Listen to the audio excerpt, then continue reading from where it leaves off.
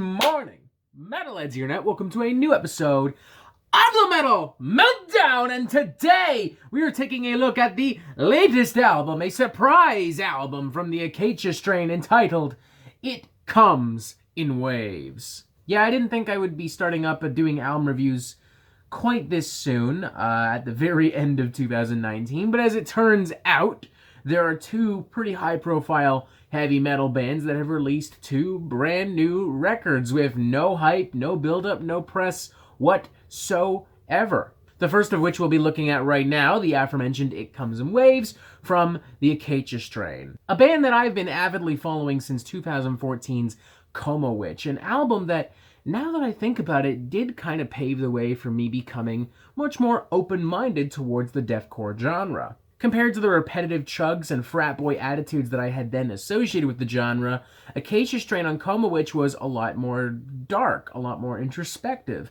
and also a lot more creative. The album was sludgy, atmospheric, harrowing, genuinely kind of evil, and it was also kind of intelligent. It was also kind of ambitious. It had songs that stretched on for as long as 15 minutes and moved in different segments and were genuinely cathartic and cinematic. And even when I look back at some of their older, less ambitious works, I'm still genuinely enjoying myself. It's just so competently and ferociously performed. To the point where I don't know if I feel comfortable calling the Acacia Strain a deathcore band. I mean, they are consistently way more creative, way more honest, and way more engaging than the likes of Thy Art Is Murder or Carnifex or Whitechapel, and that is including some of their most recent works.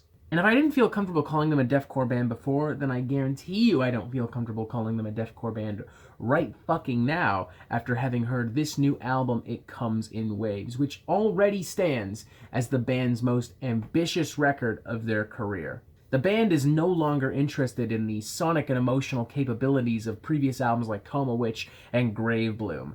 Here, the Acacia Strain is settling into some incredibly dark, ominous, controversial territory with some incredibly powerful, explosive fusions of music, some provocative lyrics, and a generally powerful theme and concept that cloaks the entire thing. At the moment this album starts, you're immediately thrown a little bit aback as the album drops you into this cold, black, empty void before assaulting you with malicious grooves, harrowing vocals, and massive, hellish soundscapes. It has the cathartic and cinematic scale of some works from bands such as Gojira, or perhaps more appropriately in this scenario, bands like Fit for an Autopsy, but with way less color and melodrama, and way more immediacy and violence. Deathcore definitely still exists on this album, but mostly in the very forefront of the thing. What we actually have at the core of this album is a fusion of post-metal, doom metal, sludge metal, and even some traces of black metal in the album's darkest and most harrowing moments. With winding grooves, blasts of pure extremity, and some surprisingly dreamy soundscapes occupying the exact same airspace simultaneously, and unleashed so effectively that I almost did have to pick up my jaw off the floor as I sat down after my first listen of this album and just said to myself, holy fuck, this is so heavy. Especially as the album continued. I mean, it progressively got heavier, darker, and even impatient in its final moments. Now, I'm sure at this point you've noticed that I haven't actually name-dropped any songs, I haven't talked about any particular bits and pieces, and the only reason I'm not doing that is because while Spotify does have an official track listing for this thing, and so do many other websites and streaming services, in reality this album is meant to be absorbed as a singular piece of ever-flowing music, very similar to that of Pleiades Dust from Gorguts. Therefore, I personally find it a little bit easier to talk about it as an ever-flowing piece of music rather than talk about these individual tracks that have been listed. And speaking of, I feel like this is a good opportunity to really start to dive into the concept of this record, which is where Acacia Strain really show off their lyrical wit. It Comes in Waves, to quote lead singer Vincent Bennett directly, is that the main concept is that humans have believed in deities and gods and angels and demons and all of these otherworldly, infallible beings since the beginning of humanity. They all, throughout cultures, throughout time, throughout everything, they all have commonalities. They all have this feeling of leadership, of manipulation, of humans always following whatever these deities say, and they're known to be all-knowing, all-powerful, and like I said before, infallible. The concept of this album is, although all of these cultures have different gods, what if it's all the same gods that have been throughout history manipulating and shaping humanity? Long story short, organized religion is a hoax, and if there are gods, it's actually just one god pulling the strings on every single person who dares to believe in any other god. It's not uncommon for any heavy metal band to openly bash organized religion, but this is a lot more multifaceted, a lot more topical, a lot more politically and socially poignant. A lot of effort and time and care was put into this idea and into arranging all of these sounds into a format that would help emphasize this idea. I mean, even the arrangement of these so-called tracks spells out something quite provocative. Our only sin was giving them names.